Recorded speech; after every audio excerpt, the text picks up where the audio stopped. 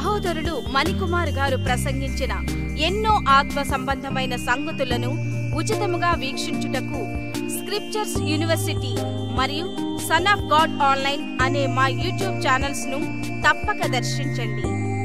మా సమాచారమును ఎప్పటికప్పుడు తెలుసుకొని ఆత్మీయాభివృద్ధి నొందవలనంటే స్క్రిప్చర్స్ యూనివర్సిటీ మరియు సన్ ఆఫ్ గాడ్ ఆన్లైన్ అనే మా యూట్యూబ్ ఛానల్స్ ను సబ్స్క్రైబ్ చేసుకోండి. సత్వర నోటిఫికేషన్ల కొరకు సబ్స్క్రైబ్ బటన్ ప్రక్కనే ఉన్న బెల్ సింబల్ ను క్లిక్ చేయండి. ధన్యవాదములు. మమ్మల్ని మిక్కిలిగా ప్రేమించిన మా కన్న తండ్రి, మీ వాక్యమును పరిశోధించటానికి మీరు ఇచ్చినటువంటి చక్కని సమయం కొరకు వందనములు తండ్రి. ఆహ్వానింపబడినటువంటి మీ పిల్లలు వాక్య పరిశోధనకై తరలిరాగా వారి ఉద్దేశాన్ని మీరు నెరవేర్చండి. ఆత్మను రక్షించుకునే ఈ ప్రయత్నంలో అద్భుతమైన సంగతులు మీ ధననిధి నుండి మాకు అనుగ్రహించమని కోరుకుంటూ మా ప్రార్థనా మనవులను మీ కుమారుడైన యేసుక్రీస్తు వారి ద్వారా మీకు సమర్పిస్తున్నాము తండ్రి. ఆమేన్. ఈ పాఠాన్ని భూమి మీద పుట్టిన ప్రతి వ్యక్తి నేర్చుకోవాలి. ఎందుకంటే అందరికీ అవసరమైనటువంటి పాఠం ఇది. ఈ పాఠం మేము నేర్చుకోకూడదు అనుకోవటానికి వీలు లేదు. ఎవరు అతీతులు కాదు. ప్రతి ఒక్కరికి తెలియవలసినటువంటి మంచి సంగతులు కలిగిన పాఠం ఇది. అదేంటంటే అవిశ్వాసుల అంధత్వానికి వాక్యపు వైద్యం. అవిశ్వాసుల అంధత్వానికి వాక్యపు వైద్యం. ప్రియమైన దేవుని పిల్లలారా, ఈ భూమి మీద పుట్టినటువంటి మనుషులంతా దేవుడు ఇచ్చినటువంటి అవయవాలతో నిర్మింపబడ్డారు. బ్రతుకును కొనసాగించాలంటే శరీరంలో ఉన్న ఈ అవయవాల యొక్క అవసరత చాలా ఎక్కువ. ఏ అవయవం లేకపోయినా బ్రతుకు కుంటుపడుతుంది, అస్తవ్యస్తం అవుతుంది. అన్నీ ఉన్న అవయవాలలో ఏదో ఒకటి కొదువైతే ఆ బ్రతుకు చాలా దుర్భరం అవుతుంది. సమాజంలో మనుషులందరూ ఏవేవో విలువైనవి అనుకుంటున్నారు, కానీ వారి దగ్గరున్న దేహమే చాలా విలువైనది. ఇందులో ఏది కొదువైనా తల్లి గర్భంలో నుండి మనం బయటకు వచ్చేటప్పుడు, ఈ భూమి మీద అడుగుపెట్టి జీవిస్తున్నప్పుడు, ఈ శరీరపు అవయవాలలో ఏది కొదువైనా, ఏ ఒక్కటి లేకపోయినా, ఏ ఒక్కటి జబ్బుపడినా అది చాలా ప్రమాదకరమైన పరిస్థితి.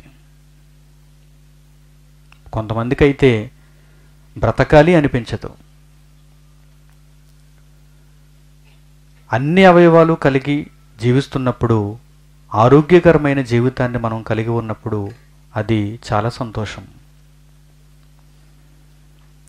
దాదాపుగా దేవుడు ప్రతి మనిషికి అవయవాలన్నిటినీ ఇచ్చి సంపూర్ణముగా మనిషిని నిర్మించి తల్లి గర్భంలో నుండి బయటకు తీసుకొస్తున్నాడు.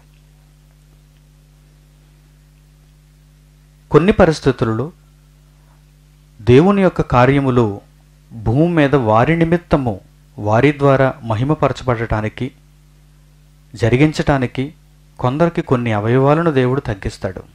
ఇక దేవుని దగ్గర నుండి అవయవాలన్నిటినీ మంచిగా సంపాదించుకున్నటువంటి మనుషులలో కొందరు తమ జీవిత కాలంలో తాము చేసినటువంటి అతిక్రమముల వలన, తప్పుల వలన, ఆవేశపూరితమైన నిర్ణయాల వలన వారికి వారే ఈ అవయవాలను పోగొట్టుకుంటూ ఉంటారు. కోపం వచ్చినప్పుడు, భర్త మీద కోపం వచ్చినప్పుడు, కుటుంబంలో కలహాలు ఎక్కువైనప్పుడు చాలామంది స్త్రీలు ఒంటి మీద కిరోసినో డీజిల్ పెట్రోల్ పోసుకుని తగలబెట్టుకుంటూ ఉంటుంటారు. వారు చనిపోతే అక్కడతో వారి జీవితం ముగింపబడుతుంది. ఒకవేళ వారు బ్రతికి ఒకవేళ బయటపడితే వారి జీవితం చాలా దుర్భరంగా ఉంటుంది. ఎందుకంటే వారి శరీరం అంతా కాలిపోయింది కనుక.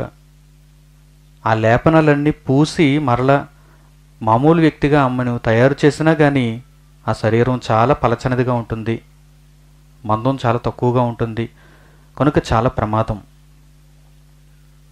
దుర్భరమైన జీవితం. వేగంగా వాహనం మీద వెళ్ళిపోతూ కాళ్ళు విరగొట్టుకున్నవారు, చేతులు విరగొట్టుకున్నవారు, దేవుడిచ్చిన అవయవాలను పోగొట్టుకుంటున్న వారిని మనం చూస్తున్నాం. వీరు కొంతమంది. మొత్తంగా దీనిని అంతటిని మనం ఆలోచిస్తే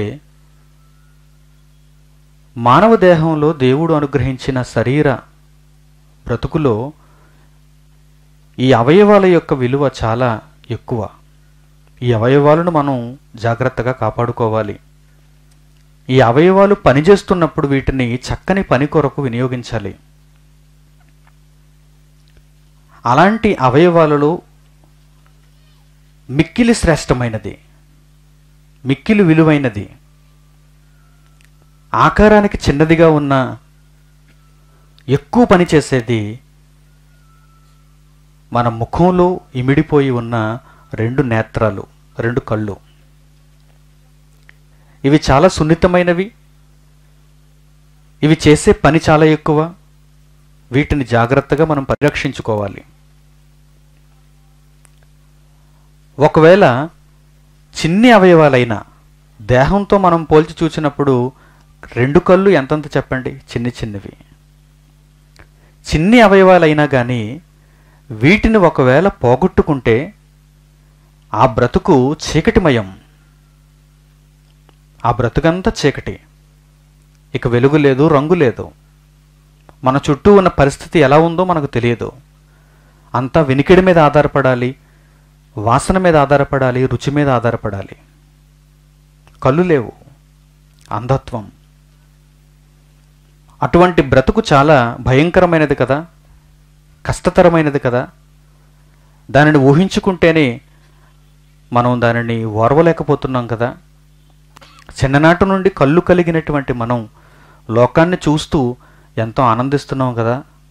నిద్రలో నుండి మేల్కొని మరలా నిద్రపోయేంత వరకు లోకాన్ని చూస్తూ మన చుట్టూ ఉన్న పరిసరాలను చూస్తూ ఆనందిస్తున్నాం కదా. ఈ కళ్ళను జాగ్రత్తగా కాపాడుకోవాలనుకుంటున్నాం కదా. మంచి చూపును కలిగి ఉండాలనుకుంటున్నాం కదా.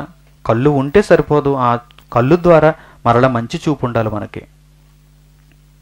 ఒకవేళ దూరాన ఉన్న వస్తువులను, దగ్గర ఉన్న వస్తువులను చూడలేకపోతే చత్వారం వచ్చిందనుకుంటున్నాం కదా, కళ్ళజోడు కొనుక్కుంటున్నాం కదా, ఆప్థమాలజిస్ట్ దగ్గరకు మనం వెళ్తున్నాం కదా, కంటికి వైద్యం చేయించుకుంటున్నాం కదా. ప్రియమైన వారలారా, దేవుడు ఇచ్చిన అవయవాలలో 2 ఈ కళ్ళను గూర్చి మనం ఈ పాఠంలో జాగ్రత్తగా ఆలోచన చేస్తే ఇవి చాలా విలువైనవి. వీటిని జాగ్రత్తగా కాపాడుకోవాలి. చూపు దేవుడు మనకు అనుగ్రహించిన ఒక వరం. చూపును కలిగి ఉండాలి. పరిశీలించటానికి, తెలుసుకోవటానికి, జాగ్రత్త పడటానికి, మన బ్రతుకును సజావుగా నడిపించుకోవటానికి చూపు చాలా ముఖ్యమైనది. లేదంటే మనం ప్రమాదంలో అడుగు పెడతాం, ప్రమాదపు బారిన పడిపోతాం. చూపు లేని జీవితాన్ని ఒక్కసారి మీరందరూ ఆలోచించుకోండి. ఎక్కడ అడుగు వేయాలో తెలియదు. ఒక కర్ర చేతిలో ఉండాలి. ఎదురుగా ఏమొస్తుందో తెలియదు, ప్రక్క నుంచి ఏమొస్తుందో తెలియదు, కాళ్ళ క్రింద ఏముందో తెలియదు. ఎవరో ఒకరి సహాయం తీసుకోవాలి. అసలు చూడటానికే బాగులేదు, ఒక నల్ల కళ్ళద్దాలు పెట్టుకోవాలి. ప్రియులారా, చూపులేని జీవితం చాలా భయంకరమైనది. అనునిత్యం, ప్రతి క్షణం ఎక్కడ నేను ప్రమాదానికి లోనైపోతానో అనే భయంతో వణికిపోతూ, చూపు కలిగి ఉంటే బావున్ను అని ఆరాటపడుతూ, చూపు ఇక రాకపోయేసరికి, లేకపోయేసరికి గుడ్డి కళ్ళతో ఎంతో దుర్భరమైనటువంటి జీవితాన్ని కొనసాగిస్తున్నటువంటి వారిని మీరు తలచుకుంటే అబ్బో అది చాలా భయంకరమైనది అని మీరు అనుకుంటారు. అది వాస్తవం. దేవుడు ఏమంటున్నాడంటే, భూమి మీద ఉన్న మనుషులందరూ నేను ఇచ్చినటువంటి 2 కళ్ళను కలిగి లోకమంతటిని చూస్తూ లోకంలో చక్కగా జీవిస్తున్నారు, బ్రతుకుతున్నారు. కానీ వీరిలో అందరూ, అనగా దాదాపుగా అందరూ అంధులే అంటున్నాడు దేవుడు, గ్రుడ్డివారు అంటున్నారు దేవుడు. అందుకే ఈరోజు మనం నేర్చుకోబోయే పాఠం అవిశ్వాసుల అంధత్వానికి వాక్యపు వైద్యం. ఎవరు అంధుడు? ఎవరు చూపు లేనివారు? కళ్ళున్నా సరే చూడలేనివారు, కళ్ళున్నా సరే జాగ్రత్త పడలేనివారు, కళ్ళున్నా సరే తమ జీవితంలో జాగ్రత్త కలిగి లేనివారు ఎవరు అనగానే దేవుడు అంటున్నటువంటి మాట ఏంటంటే అవిశ్వాసులు, విశ్వాసం లేనివారు. అంటే దేవుని ఉద్దేశ్యంలో విశ్వాసం అనగా చూడటం, తేటగా చూడటం, చక్కగా చూడటం. విశ్వాసం లేకపోతే, అవిశ్వాసులుగా ఉంటే వారు అంధులు అంటున్నాడు దేవుడు. చూడరు. వారికి 2 కళ్ళు ఉంటాయి, దేవుడిచ్చిన ఈ 2 నేత్రాలు ఉంటాయి, కానీ చూడరు. ఒక మంచి సందర్భాన్ని ఇప్పుడు మనం దేవుని గ్రంథంలో నుండి ఆలోచన చేద్దాం. కళ్ళున్నా చూడని వారు ఎలా ఉంటారో. ఈరోజు మనము కూడా అలాంటి వారముగానే ఉన్నామా? ఒక్కసారి మనం పరిశీలన చేద్దాం. కళ్ళుండి చూడలేకపోవడం అంటే ఏంటి? అవిశ్వాసంతో అంధులు అయిపోవడం అంటే ఏంటి? గ్రుడ్డివారుగా ఉండకూడదని కోరుకునే మనం మన జీవితంలో ప్రతిక్షణం గ్రుడ్డివారుగానే జీవించటం అంటే ఏంటి? ఒక మంచి సందర్భాన్ని ఈరోజు దేవుని గ్రంథంలో నుండి మీకు చూపిస్తాను. జాగ్రత్తగా దీనిని మీరు పరిశీలన చేయండి. లూకాసు వార్త 24వ అధ్యాయంలో యేసుక్రీస్తు తిరిగి లేచినటువంటి ఒక మంచి సందర్భం మనకు కనిపిస్తుంది. యేసుక్రీస్తు తిరిగి లేచినటువంటి సందర్భం అక్కడ మనకు కనిపిస్తుంది. సమాధిలో నుండి ఆయన తిరిగి లేచాడు. ఆయన యూదుల చేత హింసింపబడతాడని, చంపబడతాడని, సమాధి చేయబడతాడని, ఆ సమాధిలో నుండి 3వ దినమున తిరిగి లేస్తాడని ఆయన బ్రతికున్నప్పుడే చెప్పాడు. ఆ మాటల యందు ఆయన విశ్వాసం ఉంచమన్నాడు. విశ్వాసం అంటే నమ్మకం. విశ్వాసం ఉంచమన్నాడు. ఈ విశ్వాసాన్ని మనుషులు కోల్పోయారు. ఎన్ని రోజుల్లో కోల్పోయారు? 3 రోజుల్లో కోల్పోయారు. యేసుక్రీస్తు బ్రతికి ఉన్నప్పుడు ఆయన మాటలు విన్నాం, ఆయనను వెంబడిస్తున్నాం, ఆయనను నమ్మాం, ఆయన శిష్యులు అని చెప్పుకుంటున్న వారు కూడా ఈ మాట యందు విశ్వాసాన్ని కలిగి లేకపోయారు. అవిశ్వాసులుగా మారిపోయారు. 3 రోజులకే విశ్వాసం సన్నగిల్లిపోయింది, చచ్చిపోయింది. ఒక మంచి సందర్భాన్ని ఇప్పుడు చూద్దాం మనం. లూకాసు వార్త 24వ అధ్యాయము 13వ వచనం నుంచి ఇదిగో ఆదినమందే వారిలో 2 యెరూషలేమునకు ఆమడ దూరమున ఉన్న ఎమ్మాయి అని ఒక గ్రామమునకు వెళ్ళుచు జరిగిన ఈ సంగతులన్నిటిని గూర్చి ఒకరితోనొకరు సంభాషించుచుండిరి. వారు ఒకరితో ఒకరు సంభాషించుకుంటున్నారు జరిగిన సంగతులు. మెస్సయ్యను, క్రీస్తును సిలువ వేసేశారు. దేవుని కుమారుని చంపేశారు. ఆయన సమాధి చేయబడ్డాడు. అన్యాయముగా యేసుక్రీస్తును సిలువ వేసేశారు. బరబ్బను విడుదల చేశారు. ఈ సంగతులన్నిటిని గూర్చి వారు సంభాషించుకుంటున్నారు ఒకరితో ఒకరు. 2 ఒక మార్గంలో ప్రయాణిస్తూ వెళ్తున్నారు. వీటిని గూర్చి సంభాషించుకుంటున్నారు. వారు సంభాషించుచు ఆలోచించుకొనుచుండగా యేసు తానే దగ్గరకు వచ్చి వారితో కూడా నడిచెను. తిరిగి లేచినటువంటి యేసుక్రీస్తు తానే ఆ 2 దగ్గరకు వచ్చి వారితో పాటు నడిచెను. అయితే వారాయనను గుర్తుపట్టలేకుండా వారి కన్నులు మూయబడును అని వ్రాయబడింది. చూడండి, ఆయనను గుర్తుపట్టలేకుండా వారి కన్నులు మూయబడును అంటే వారు చాలా అవిశ్వాసంతో ఉన్నారు. విశ్వాసంతో ఉన్నవారైతే ఎలా ఆలోచిస్తారు? విశ్వాసంతో ఉన్నవారైతే ఎలా మాట్లాడుకుంటారు? విశ్వాసంతో ఉన్నవారైతే దేని కొరకు ఎదురు చూస్తారు? తిరిగి లేచిన యేసుక్రీస్తు కొరకు ఎదురు చూస్తారు. ఎవరు కనిపించినా ఈయన యేసా, ఈయన యేసా, ఈయన యేసా, ఎందుకంటే తిరిగి లేస్తానన్నాడు ఆయన. 3వ రోజు తిరిగి లేస్తానన్నాడు ఆయన. ఆ మాటల మీద మాకు విశ్వాసం ఉంది. ఆయన ఎక్కడ లేచాడు, ఎప్పుడు లేచాడు, ఆయన ఎక్కడున్నాడు అని వెతుకుతూ ఉండాలి ఆ సమాజం. కానీ 2 వ్యక్తులను చూస్తే జరిగిన సంగతులన్నిటిని గూర్చి సంభాషించుకుంటున్నారు తప్ప యేసుక్రీస్తు తిరిగి లేస్తాడనేటువంటి మాట మీద విశ్వాసం వారికి లేదు. వారు అవిశ్వాసులుగానే ఉన్నారు. ఆ అవిశ్వాసమును బట్టి అక్కడ ఏమని రాయబడిందంటే వారి కన్నులు మూయబడ్డాయి. చూడడానికైతే 2 కళ్ళు ఉన్నాయి.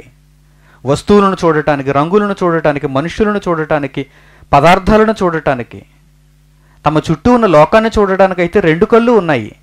కానీ వారి దగ్గరకు వచ్చినటువంటి యేసును గుర్తుపట్టలేని కన్నులు వారికి ఎందుకు చెప్పండి? వారి యొద్దకు వచ్చిన యేసుక్రీస్తును గుర్తుపట్టలేని కన్నులు ఎందుకు చెప్పండి? అందుకే వారిని గూర్చి రాయబడింది. యేసు తానే వారి దగ్గరకు వచ్చి వారి మధ్యన ఉన్నప్పుడు, వారితో పాటుగా ఉన్నప్పుడు వారు ఆయనను గుర్తుపట్టలేదు. తిరిగి లేచాడనేటువంటి నమ్మకం వారిలో లేదు. అవిశ్వాసులుగా ఉన్నారు. తర్వాత చూడండి ఏమని రాయబడిందో. 17వ వచనం నుంచి, ఆయన మీరు నడచుచు ఒకరితో ఒకరు చెప్పుకొనుచున్న ఈ మాటలేమని అడుగుగా వారు దుఃఖముకులై నిలిచిరి.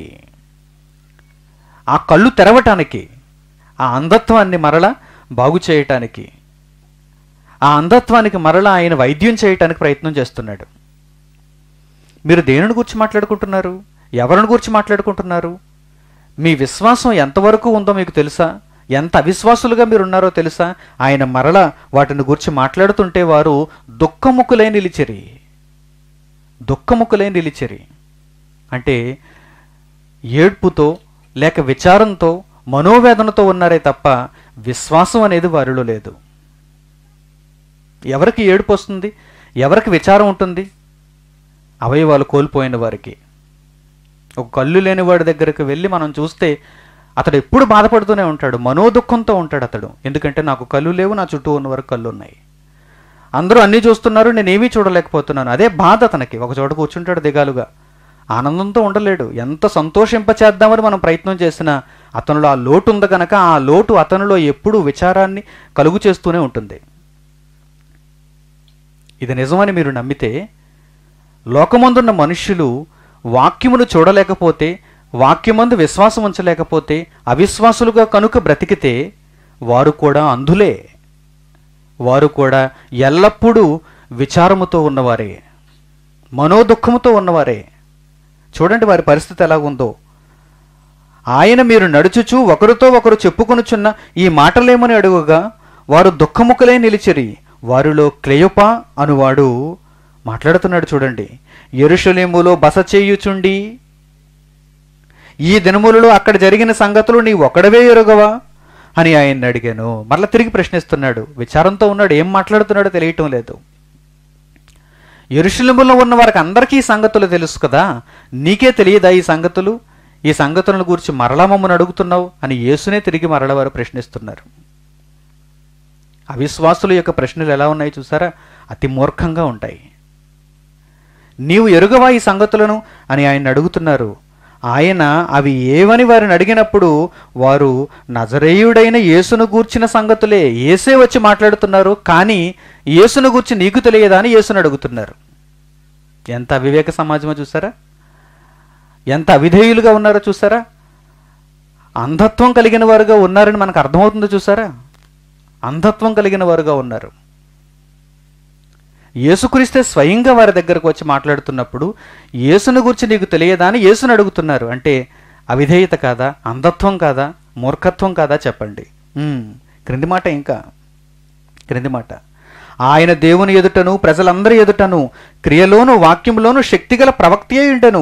మన ప్రధాన యాజకులు అధికారులు ఆయనను ఎలాగూ మరణశిక్షకు అప్పగించి సిలువ వేయించరో నీకు తెలియదా? ఇశ్రాయేలును విమోచింపబోడువాడు ఈయనే అని మేము నిరీక్షించి ఉంటుము. ఇది గాక ఈ సంగతులు జరిగి నేటికి 3 దినములాయను. అన్నీ చెబుతున్నారు, కానీ యేసు తిరిగి లేస్తాడనేటువంటి విశ్వాసం మాత్రం వారిలో లేదు. అన్నీ చెప్పగలుగుతున్నారు. తర్వాత మాట, అయితే మాలో కొందరు స్త్రీలు తెల్లవారుగానే సమాధి యొద్దకు వెళ్ళి ఆయన దేహము కానక వచ్చి కొందరు దేవదూతలు తమకు కనపడి ఆయన బ్రతికి ఉన్నాడని చెప్పిరని మాతో చెప్పి మాకు విస్మయం కలుగు చేసిరి. మాతో కూడా ఉన్న వారిలో కొందరు సమాధి యొద్దకు వెళ్ళి ఆ స్త్రీలు చెప్పినట్టు కనుగొనరు కానీ ఆయనను చూడలేదని ఆయనతో చెప్పిరి. అందుకు ఆయన ఏమని మాట్లాడుతున్నాడో చూడండి. అందుకు ఆయన, అవివేకులారా, ప్రవక్తలు చెప్పిన మాటలన్నిటినీ నమ్మని మందమతులారా, క్రీస్తు ఎలాగూ శ్రమపడి తన మహిమలో ప్రవేశించిన అగత్యము కాదా అని వారితో చెప్పి. జరిగిన సంగతులన్నిటినీ చెబుతున్నారు, కానీ మీ దగ్గరకు వచ్చి నిలిచిన యేసును మాత్రం మీరు గుర్తుపట్టలేకపోతున్నారు. చూసారా? జరిగిన సంగతులన్నిటినీ తెలుసు అనుకుంటున్నారు, చెప్పగలం అనుకుంటున్నారు, కానీ మీ యొద్దకు వచ్చిన యేసును మీరు గుర్తించలేకపోతున్నారు. అంధత్వంతో ఉన్నారు మీరు. అందుకే ఆయన ఏమంటున్నాడు చూడండి, అవివేకులారా, మందమతులారా, మతి లేని వారులారా అంటున్నాడు చూడండి. క్రీస్తు ఇలాగు శ్రమపడి తన మహిమలో ప్రవేశించుట అగత్యము కాదా అని వారితో చెప్పి, మోషేయు సమస్త ప్రవక్తలు మొదలుకొని లేఖనములన్నిటిలో తన్ను గూర్చిన వచనముల భావము వారికి తెలిపాను. తన్ను గూర్చిన వచనముల భావం వారికి తెలిపాను అంటే వాక్యమును వారికి తెలిపాను, వాక్యమును వారికి ప్రకటించను. యేసును చూస్తున్నా గుర్తుపట్టలేని వారికి ఏం చెప్పాలి? కళ్ళున్న అంధులైపోయిన వారికి ఏం చెప్పాలి? వాక్యం చెప్పాలి, వాక్యం చెప్పాలి. అంటే ఇదేనా వైద్యం? ఒక కంటి వైద్యుని దగ్గరకు వెళ్ళి నాకు కనిపించడం లేదండి అని చెప్పగానే అతడు పరీక్ష చేసి అతడు ఒక మందుల చీటీ రాసిస్తాడు, లేకపోతే కళ్ళద్దాలు రాసిస్తాడు, లేకపోతే ఆపరేషన్ చేయాలంటాడు. అతనికి తెలిసిన వైద్యం అది, 2 కళ్ళకు అతడు చేసేటువంటి వైద్యం అది. మరి యేసుక్రీస్తు ఏం చేస్తున్నాడో చూడండి. వీరికి కళ్ళున్నాయి కానీ నన్ను చూడలేకపోతున్నారు, మందమతులైపోయారు, అవివేకులైపోయారు, ఆత్మజ్ఞానం తెలియని వారుగా ఉన్నారు. కనుక వీరికి ఎలాంటి వైద్యం చేయాలి? వాక్యపు వైద్యం చేయాలి. అనగా దేవుని వాక్యమును వారికి వివరించి చెప్పాలి, దేవుని వాక్యమును వారి చేత పరిశోధింప చేయాలి. ఏదో కాస్త తెలుసు అనుకుంటున్నారు. యేసుక్రీస్తు వచ్చాడని, తమను రక్షించడానికి ఆయన పుట్టాడని, లోకంలో ఆయన బ్రతికాడని, యూదుల కుట్ర వలన ఆయన చంపబడ్డాడని, సమాధి చేయబడ్డాడని, తీరా సమాధి యొద్దకు వెళ్ళి చూస్తే ఆయన లేడని, తిరిగి లేచాడని, ఆయన ఎక్కడున్నాడు, ఆయన మాయమైపోయాడు, ఆయన తిరిగి లేవలేదా, ఏంటి పరిస్థితి అని నమ్మలేనటువంటి వారందరికీ యేసుక్రీస్తు మరల మోషే ప్రవక్తలు వ్రాసినటువంటి మాటలన్నిటినీ వివరించి చెప్పి వాటి భావాన్ని తెలియజేసి, ఇదిగో క్రీస్తు శ్రమపడి తిరిగి లేస్తాడయ్యా, మీ మధ్యన ఉన్నది యేసుక్రీస్తే, వాక్యమును బట్టి యేసుక్రీస్తుని మీరు అర్థం చేసుకోవాలి, మీరు నమ్మాలి అని యేసు వారికి ప్రకటిస్తున్నప్పుడు వారి అంధత్వం కొద్ది కొద్దిగా మరలా సన్నగిల్లి చూడటానికి అవకాశం కలుగుతుంది. చూడండి క్రింది మాటలు చూడండి. 28వ వచనం.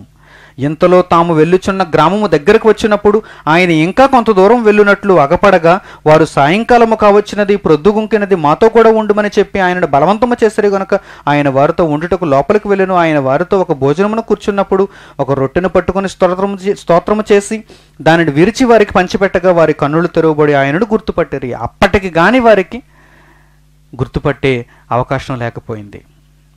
వాక్యం విని విని విని ఆయన మీద నమ్మకం కలిగి ఆయనను ప్రేమించి ఆయనను తీసుకుని వెళ్ళి ఆయనతో పాటు భోజనము చేసి అప్పుడు ఆయనను గుర్తు చేసుకున్నారు, అప్పుడు ఆయనను గుర్తుపట్టారు.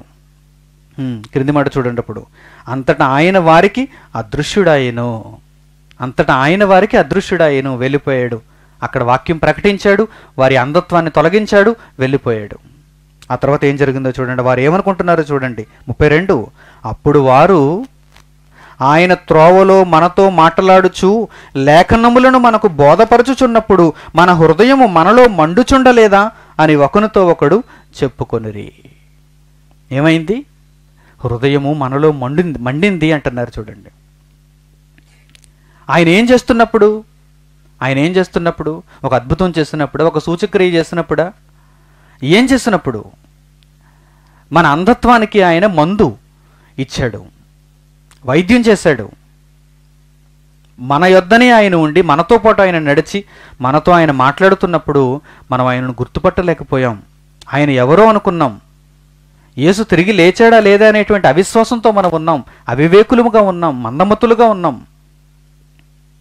అలాంటి పరిస్థితులలో ఆయన వాక్యాన్ని మనకి నేర్పిస్తున్నప్పుడు, ఆయన వాక్యం మనతో పంచుకుంటున్నప్పుడు మోషే వ్రాసిన మాటలు, ప్రవక్తలు వ్రాసిన మాటలు ఎవరిని గూర్చి రాయబడ్డాయో, ఈ సంకల్పం అంతా దేనిని గూర్చో, ఈ రక్షణ ప్రణాళిక అంతా ఎవరిని గూర్చి సంకల్పించబడిందో దేవుని చేత దీనిని అంతటినీ ఆయన మనకు వివరిస్తున్నప్పుడు, ఈ మార్గంలో గ్రామానికి వస్తున్నటువంటి ఈ మార్గంలో ఆయన వివరిస్తున్నప్పుడు ఆ మాటలు వింటుంటే మన హృదయం మనలో మండిపోలేదా అని ఇద్దరు మాట్లాడుకుంటున్నారు చూడండి. ప్రియమైన దేవుని పిల్లలారా, మనం ఏదో అనుకుంటాం, మనకు అన్ని అవయవాలు ఉన్నాయి, చక్కగా మనం చూడగలుగుతున్నాం, చక్కగా మాట్లాడగలుగుతున్నాం, చక్కగా వినగలుగుతున్నాం, చక్కగా నడవగలుగుతున్నాం, చక్కగా పనులు చేసుకోగలుగుతున్నాం అనుకుంటున్నాం. కానీ ఆత్మకు సంబంధించి చక్కగా బ్రతకగలుగుతున్నామా? ఆత్మకు సంబంధించి ఆత్మరక్షణకై ఈ అవయవములన్నిటినీ చక్కగా వినియోగించగలుగుతున్నామా? లేక కళ్ళుండి గుడ్డివారం అయిపోయామా? చెవులుండి వినలేని వారం అయిపోయామా? చేతులుండి దేవుని కొరకు పని చేయలేని వారం అయిపోయామా? కాళ్ళుండి దేవుని కొరకు నడవలేని వారం అయిపోయామా? జాగ్రత్తగా అర్థం చేసుకోండి. లోకమందు ఎందరో మనుషులు కళ్ళున్నాయి వారికి, కానీ వారు అందులుగానే బ్రతుకుతున్నారు. ఎందుకంటే వారికి వాక్యపు వైద్యం ఇంకా అందలేదు. వాక్యంతో వైద్యం చేస్తే ఖచ్చితంగా వారు కళ్ళు తెరుచుకోగలుగుతారు. కళ్ళు తెరుచుకోగానే వారు ఏం చూస్తారో తెలుసా? యేసుక్రీస్తుని చూస్తారు, వాక్యాన్ని చూస్తారు, తమ జీవితంలో ఒక వెలుగును చూస్తారు, ఒక వెలుగును చూస్తారు. అవిశ్వాసులుగా ఉండిపోతున్నారు, అంధత్వంలోనే ఉండిపోతున్నారు, గ్రుడ్డివారుగానే ఉండిపోతున్నారు. వారానికి 2 గంటల భక్తి సరిపోదు, సంవత్సరానికి ఒక పండుగ భక్తి సరిపోదు, ఒక 3 రోజులు లేక 4 రోజులు ఉపవాస దినముల భక్తి సరిపోదు. దేవుడు వీటిని మించిన భక్తిని కోరుకుంటున్నాడు ఆయన. ఎందుకంటే అవిశ్వాసులు ఇంకా అంధులుగానే ఉన్నారు. మీ కళ్ళు ఎప్పుడు తెరుచుకుంటారు? వాక్యంలో ప్రతి సంగతి మీకు అర్థమైనప్పుడు యేసుక్రీస్తుని మీరు తేటగా చూస్తారు.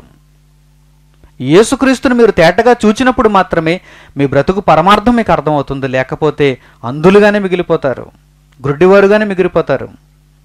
మీ కళ్ళు తెరుచుకోకపోతే చీకటి జీవితంలోనే మీరు ఉండిపోతారు అంటున్నాడు యేసుక్రీస్తు. మరొక వ్యక్తి మరలా ఇలాంటి సందర్భంలోనే మనకు కనిపిస్తాడు. ఆయన అదృశ్యుడు అయిపోయాడు కదా, అదృశ్యుడై ఆయన మరలా మిగిలిన వారికి కనిపించడానికి వెళుతున్నాడు. అలా కనిపించే పరిస్థితులలో ఒక శిష్యుని దగ్గరకు ఆయనకు వెళ్ళాడు. చాలామందికి సుపరిచితుడైన శిష్యుడైన తోమా.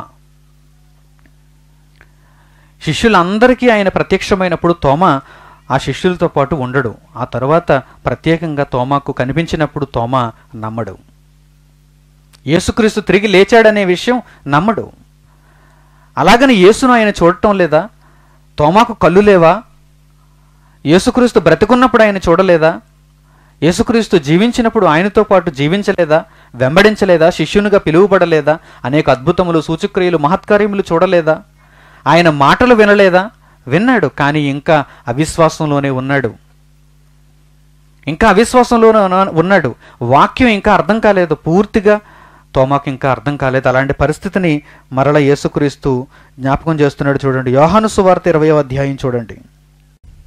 యోహాను సువార్త 20వ అధ్యాయము 24వ వచనం నుంచి. యేసు వచ్చినప్పుడు 12 మందిలో ఒకడైన దిదుమానబడిన తోమా వారితో లేకపోయెను. యేసు వచ్చినప్పుడు 12 మందిలో ఒకడైన తోమా లేకపోయెను. కనుక తక్కిన శిష్యులు మేము ప్రభువును చూచితమని అతనితో చెప్పగా అతడు, నేను ఆయన చేతులలో మేకుల గుర్తును చూచి నా వ్రేలు ఆ మేకుల గుర్తులో పెట్టి నా చెయ్యి ఆయన ప్రక్కలో ఉంచితేనే గాని నమ్మనని వారితో చెప్పాను. ఎంత అవిశ్వాసం వచ్చిందో చూసారా?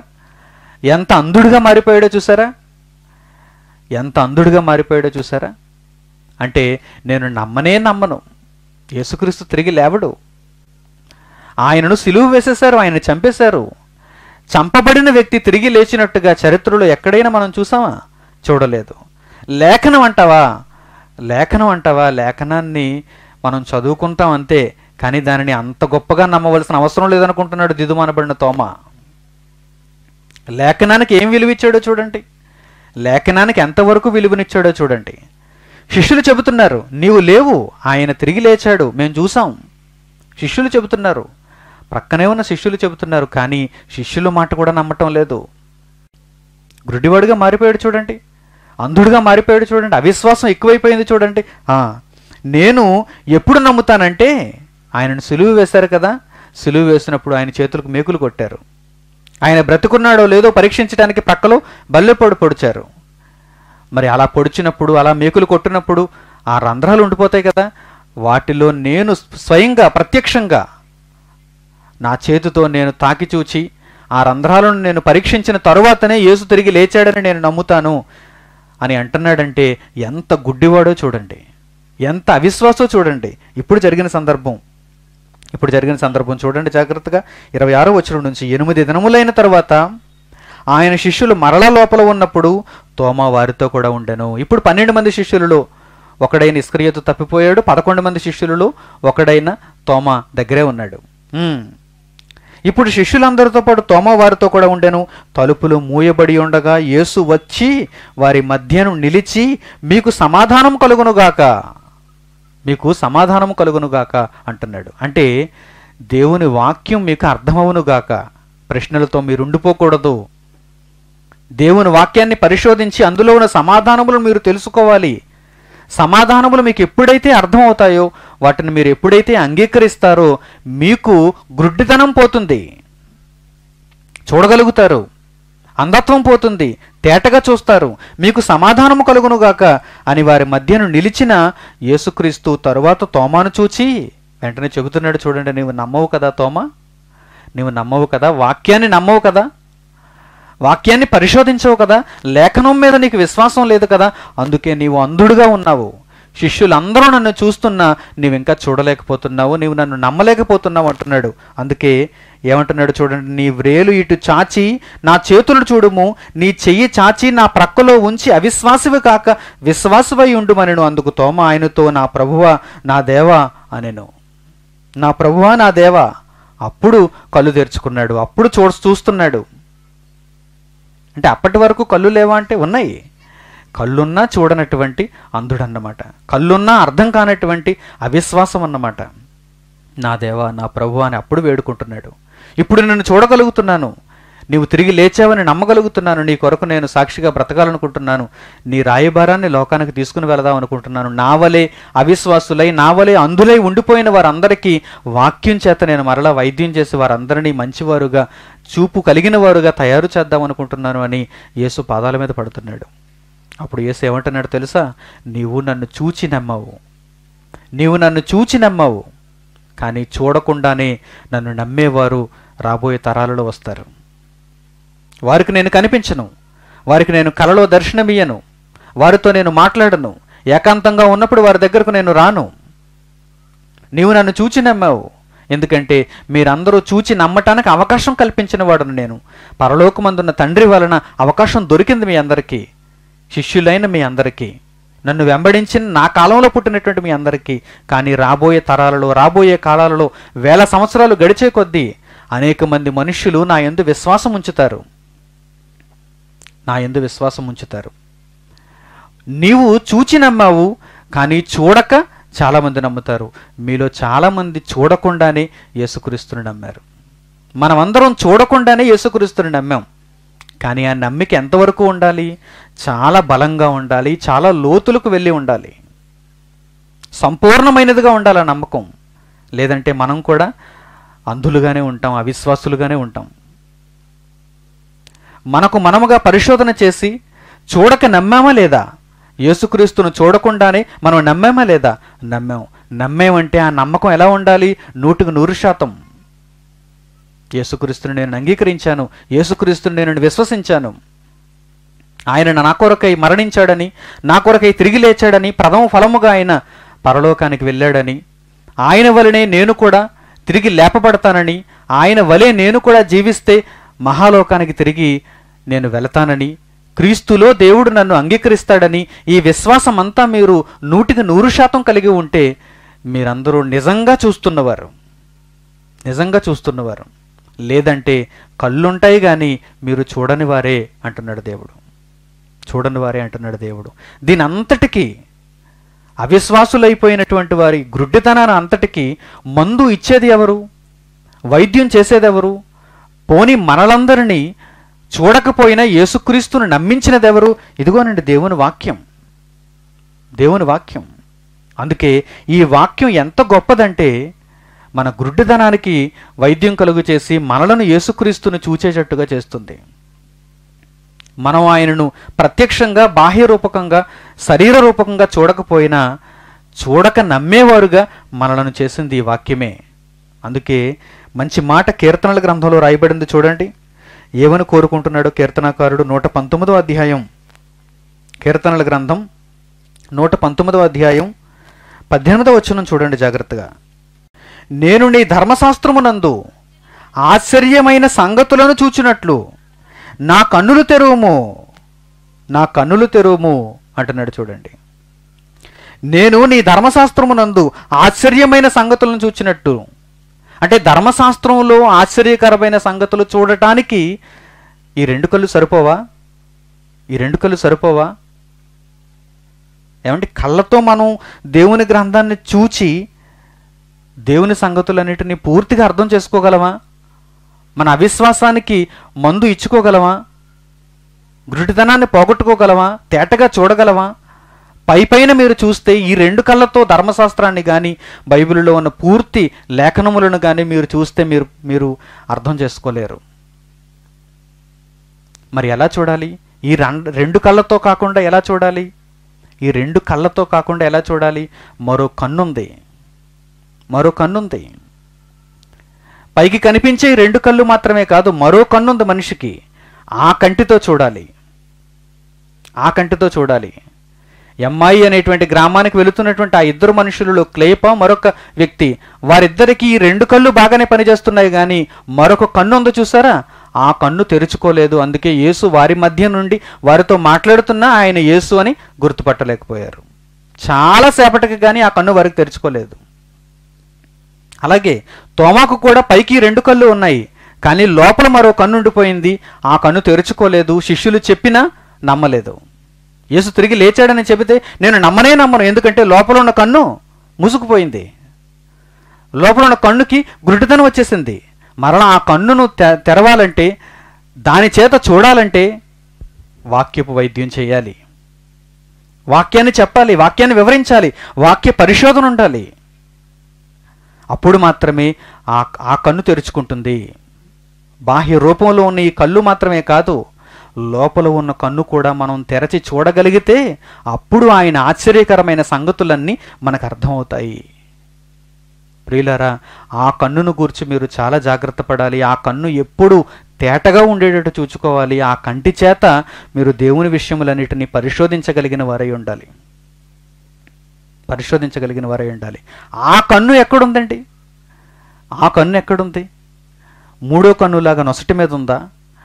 లేక మన వెనక భాగాన ఉందా? లేక శరీరంలో ఇంకెక్కడైనా ఇమిడిపోయి ఉందా? అంతరింద్రియంగా ఉందా? ఎక్కడుందా కన్ను? చూడండి, ప్రసంగి గ్రంథము 2వ అధ్యాయము, ధర్మశాస్త్రంలోని ఆశ్చర్యకరమైన సంగతులు చూచినట్లు నా కన్నులు తెరువుమయ్యా అన్నాడు కదా. ఏంటా కన్నులు? ఎక్కడ ఉంది ఆ చూపు? జాగ్రత్తగా మీరు చూడండి. ప్రసంగి గ్రంథము 2వ అధ్యాయము 14వ వచనం చూడండి. జ్ఞానికి కన్నులు తలలోనున్నవి, బుద్ధిహీనుడు చీకటి యందు నడుచుచున్నాడు. ఈ 2 కళ్ళు కాదండి, ఇంకా కన్నులున్నాయి. ఇంకా మనం చూడవలసిన చూపు ఒకటి ఉండిపోయింది. అది తలలో ఉంది. అంటే తలలో ఏముంది? ఈ తలలో ఏముంది? ఈ లోపల భాగంలో ఏముంది? ముఖ్యమైనది ఏముంది? మెదడు. ఆ మెదడు సరిగ్గా పనిచేయకపోతే మనిషి సగం చచ్చిపోయినట్టే అంటారు. బ్రెయిన్ డెడ్ అయిపోతే మనిషి చచ్చిపోయినట్టే. అన్ని అవయవాలు పనిచేస్తున్నాయి, కానీ బ్రెయిన్ డెడ్ అండి. బ్రెయిన్ డెడ్ అంటే ఏం చేస్తారు? చచ్చిపోయాడు మనిషి. ఆ తర్వాత పూర్తిగా చచ్చిపోయేంత వరకు ఉంచుతారు ఆసుపత్రుల్లో బెడ్ మీద. ఆ తర్వాత సమాధికి పంపించేస్తారు. బ్రెయిన్ డెడ్ అయిపోయిందా? ఈ బ్రెయిన్లో ఉందండి అసలైన కన్ను. ఈ బ్రెయిన్లో ఉందండి అసలైన చూపు. ఆ బ్రెయిన్లో ఉన్న చూపును తెరవాలి. పరిశోధనాత్మకంగా ఆ బ్రెయిన్లో ఉన్న చూపును తెరవగలిగితే అప్పుడు మీకు అర్థమవుతాయండి ఇందులో ఉన్న సంగతులు. ఇది ఎంత విశిష్టమైన గ్రంథమో ఇప్పుడు మీరు ఆలోచన చేయండి. పైకి చదివితే అక్షరాలు మాత్రమే మనకు కనిపిస్తాయి, భాష మాత్రమే మనకు తెలుస్తుంది, ఒక స్టోరీ లైన్లో మనకు కనిపిస్తుంది, ఒక చరిత్రాంశముగా మనకు కనిపిస్తుంది. కానీ మీరు తలలో ఉన్న కన్నులు తెరచి చూడగలిగితే అప్పుడు మీకు అర్థమవుతుందండి ఇందులో ఉన్న ఆశ్చర్యకరమైన సంగతులు ఏంటో, దేవుని యొక్క ప్రణాళిక ఏంటో, దేవుడు ఏ ఉద్దేశంతో ఈ గ్రంథాన్ని మీ చేతుల్లో పెట్టాడో, అసలు మీ బ్రతుకు పరమార్థం ఏంటో, మీరు ఎందుకు పుట్టారో, ఎందుకు మరణించాలో, ఈ మధ్య కాలంలో మీరేం చేయాలో. విశ్వాసాన్ని కలిగించటానికి తలలోనున్న కన్నును తెరచి మనం ఈ జీవగ్రంథంలో ఉన్న వాక్యాలను చదవాలి. అప్పుడు మన పేరు జీవగ్రంథంలో రాయబడుతుంది. అలంకారప్రాయంగా ఏదో వచ్చామా, ఏదో కొద్ది 2-3 మాటలు చదువుకున్నామా, వెళ్ళిపోయామంటే దానివలన ప్రయోజనం లేదు. దానివలన ప్రయోజనం లేదు. ఇశ్రాయేలీయులు అందరూ అలాగే ఉన్నారు. అందుకే వారిని బట్టి దేవుడు ఎన్నో పర్యాయములు బాధపడ్డాడు, విచారించాడు వారిని గూర్చి, చాలాసార్లు వారిని శిక్షించాడు. ఇక వీరు పనికిరాని వారు అనుకున్నప్పుడు దేవుడు వారిని భూమి మీద నుంచి తీసేశాడు. కానీ నీతిమంతులు, ప్రవక్తలు, పరిశుద్ధులు వీరందరూ తలలోనున్న కన్నును తెరచి దేవుని జీవగ్రంథంలో ఉన్న వాక్యాలను తెలుసుకున్నారు. ఆశ్చర్యకరమైన సంగతులను వారు చూడగలిగారు. వారిని గూర్చి దేవుడు రాయించిన మాటలు చూడండి. ఇశ్రాయేలుని గూర్చి ఏమంటున్నాడో, ఆయన ఎంత బాధపడుతున్నాడో మనం అర్థం చేసుకుందాం. యెషయా గ్రంథం 43వ అధ్యాయం, యెషయా గ్రంథము 43వ అధ్యాయము 7వ వచనం నుంచి, నా మహిమ నిమిత్తము నేను సృజించిన వారిని, నా నామం పెట్టబడిన వారిని అందరినీ తెప్పించుము. నేనే వారిని కలుగు చేసి తిని, వారిని పుట్టించిన వాడను నేనే. దేవుడు మనుషులందరినీ పిలువమంటున్నాడు. నేను పుట్టించిన వారందరినీ పిలవండి అంటున్నాడు. నా మహిమ నిమిత్తము నేను సృజించిన వారిని, నా నామం పెట్టబడిన వారందరినీ తెప్పించుము. నేనే వారిని కలుగు చేసి తిని, వారిని పుట్టించిన వాడను నేనే. కన్నులుండి అందులైన వారిని 2 కళ్ళు వారికి ఇచ్చాను, కానీ వారు ఇంకా అందులే. ఎందుకంటే వారి తలలోనున్న కన్ను వారు తెరవలేదు. కన్నులుండి అందులైన వారు. ఈ కన్నులుంటే, ఈ కన్నులు మాత్రమే ఉంటే లోకంలో ఉన్న వాటినే నువ్వు చూస్తావు. కానీ తలలోనున్న కన్నుతో అయితే దేవుని జీవగ్రంథంలో ఉన్న జ్ఞానాన్ని నీవు చూస్తావు. ఆ కన్ను తెరవకే ఈరోజు అందరూ గుడ్డివారుగా ఉన్నారు, అందులుగా ఉండిపోయారు. ఏం చూస్తున్నారు? 2 కళ్ళతోనే చూస్తున్నారు. అంతా పైకి కనిపించే ఈ రంగుల లోకాన్ని 2 కళ్ళతో మాత్రమే చూడగలుగుతున్నారు. 70-80 ఏళ్ల జీవితాన్ని మాత్రమే చూడగలుగుతున్నారు. ఆ జీవితాన్ని చూడటానికైతే ఈ కళ్ళు సరిపోతాయి. ఈ భూమి మీద ఉన్న పదార్థాలను, అధికారాలను, వస్తువులను, వీటన్నిటిని చూడటానికి 2 కళ్ళు సరిపోతాయండి. ఈ 2 కళ్ళు సరిపోతాయి. కానీ తలలో ఉందండి అసలైన కన్ను, తలలో ఉందండి అసలైన చూపు. ఆ చూపు కనుక తెరుచుకోకపోతే, ఆ చూపు కనుక మీకు లేకపోతే, అందులో మీరు ఆ విషయంలో అంధత్వం కలిగిన వారుగా ఉంటే మీ బ్రతుకుకు ప్రయోజనం లేదండి. అందుకే దేవుడు అంటున్నాడు, నా నామం పెట్టబడిన వారందరిని పిలిపించు, నేను సృజించిన వారందరిని పిలిపించు. వారికి ఒక విషయం తెలియచేయి. ఏంటంటే కన్నులుండి అందులైన వారిని, చెవులుండి బధిరులైన వారిని తీసుకుని రండి. సర్వజనులారా గుంపుకూడు రండి. ఎందుకంటే మిమ్మల్ని అందరినీ కూర్చి మీకు వాక్యపు వైద్యం చేయాలి. దేవుని వాక్యాన్ని మీకు వివరించి చెప్పి మీ గ్రుడ్డితనానికి నేను వైద్యం చేయాలంటున్నాడు దేవుడు. తలలోనున్న కన్నుతో మీరు చూడండి, జీవగ్రంథాన్ని మీరు పరిశోధించండి, ఇందులోనున్న విషయాలను అర్థం చేసుకోండి. క్రీస్తు మీకు కనిపించాలంటే, క్రీస్తుని మీరు విశ్వసించాలంటే ఖచ్చితంగా తలలోనున్న కన్నునే మీరు తెరవాలి. ఆ చూపుతోనే మీరు దేవుని చూడగలగాలి. ఈ పరిస్థితి ఎప్పటి నుంచి? ప్రారంభం నుంచి ఇదే పరిస్థితి. మనిషి 2 కళ్ళతో చూస్తున్నాడు తప్ప తలలోనున్న కన్నుతో మాత్రం చూడలేకపోతున్నాడు. ఆదాము హవ్వల దగ్గర నుంచి కూడా ఇదే పరిస్థితి. ఏదెను వనంలో సర్పము కుయుక్తి చేత ఆ మాటలు చెప్పినప్పుడు హవ్వ ఎలా మోసపరచబడింది? నీ కన్నులకు రమ్యమైనది ఒకటి ఉంది చూడు, నీ చూపుకు రమ్యమైనది ఒకటి ఉంది చూడు. అదేంటది? దేవుడు తినవద్దని చెప్పిన వృక్షఫలం. దానిని తీసుకుని తినే నీవు దేవతవైపోతావు, నీకు అతీత శక్తులు వచ్చేస్తాయి, నీవు దేవునితో సమానుడిగా ఉంటావు. 2 కళ్ళతో చూడు అంటుందే తప్ప తలలోనున్న కన్నుతో చూడమని చెప్పలేదు. అలాగే హవ్వ కూడా తలలోనున్న కన్నుతో చూడలేదు. అలా చూస్తే ఆ రోజు తప్పు జరిగే అవకాశం లేదు.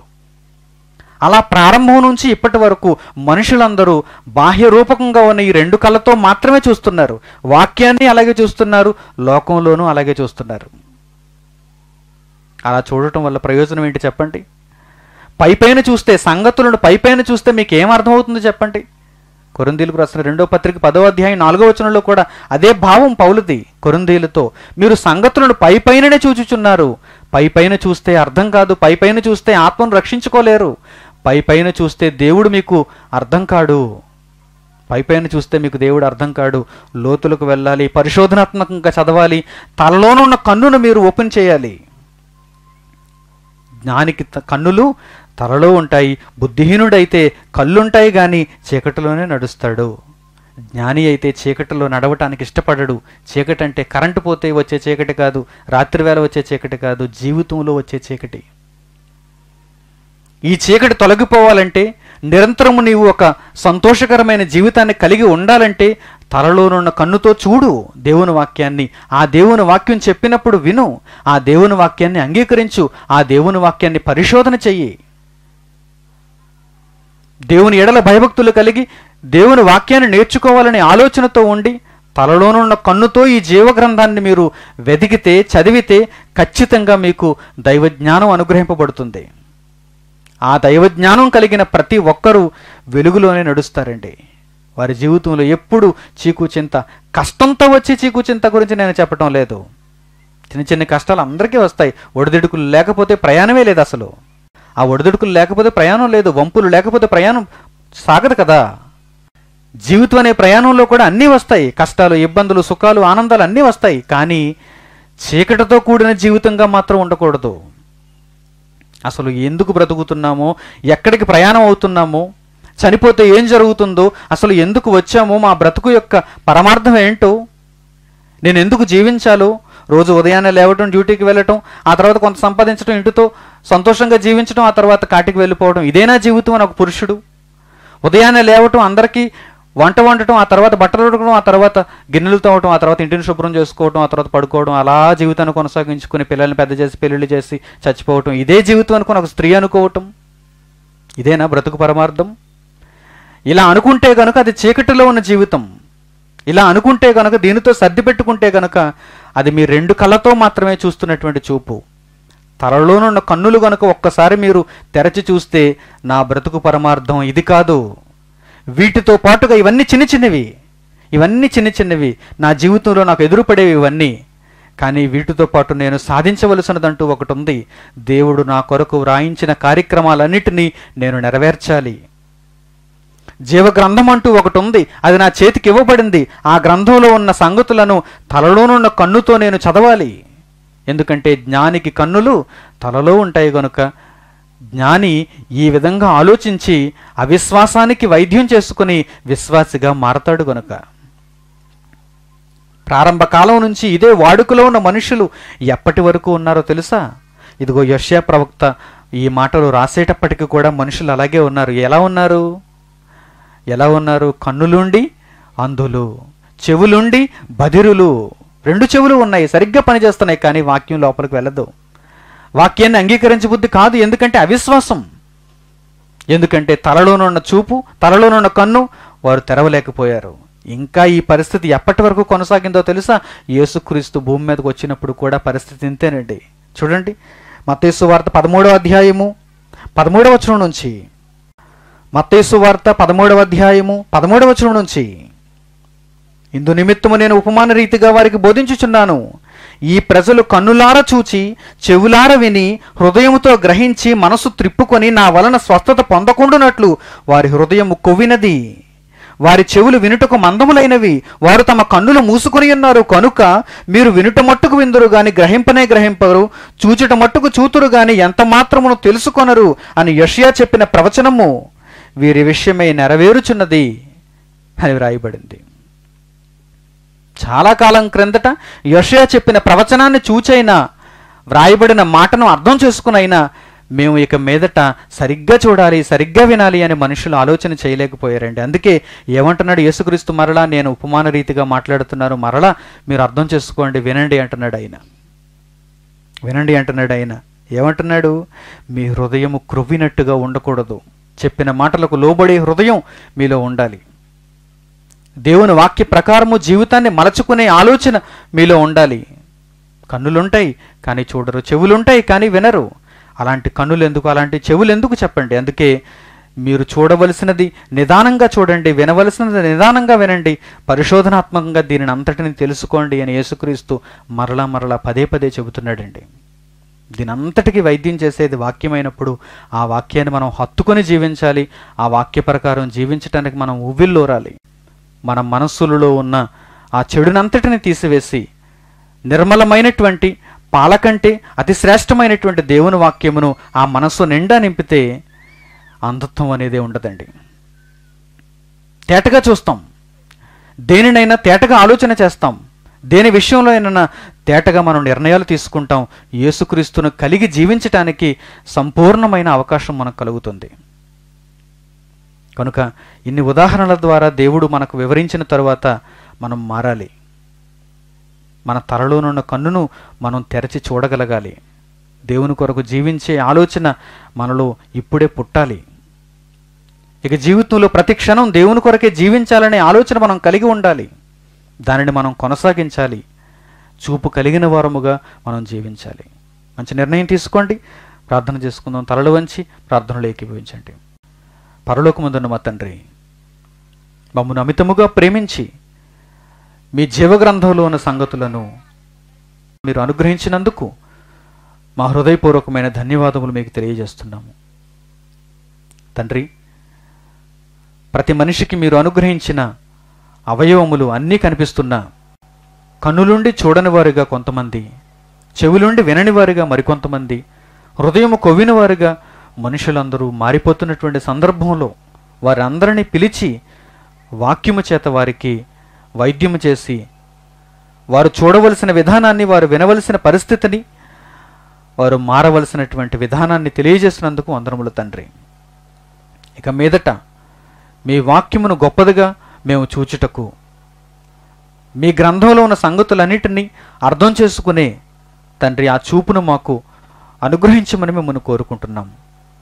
ఆ కన్నులు, తలలోనున్న కన్నులు తెరచి పరిశోధనాత్మకంగా మీ సంగతులు చూచే భాగ్యం మా అందరికీ అనుగ్రహించమని మిమ్మల్ని వేడుకుంటున్నాం తండ్రి. అటువంటి కోరిక కలిగిన మీ పిల్లలందరినీ మీరు దర్శించి ఇక వారి బ్రతుకులో వచ్చే ప్రతిరోజు మీ చిత్తానుసారమైన జీవితమును వారు కలిగి ఉండు నిమిత్తము తండ్రి, వారందరూ విశ్వాసులుగా జీవించటానికి, అంధత్వం నుండి వారు మరలా చూపు కలిగినటువంటి వారుగా, తేటగా చూచేవారుగా, వాక్యమును పరిశోధించి నేర్చుకుని ప్రకటించేవారుగా ఉండుటకు ప్రతి ఒక్కరికి సహాయము చేయమని మిమ్మల్ని వేడుకుంటున్నాం. మా ప్రార్థన మనవులన్నిటినీ మీ కుమారుడైన యేసుక్రీస్తు వారి ద్వారా మీ సన్నిధికి సమర్పిస్తున్నాము తండ్రి. ఆమేన్. అందరికి వందనములు. సెలవు.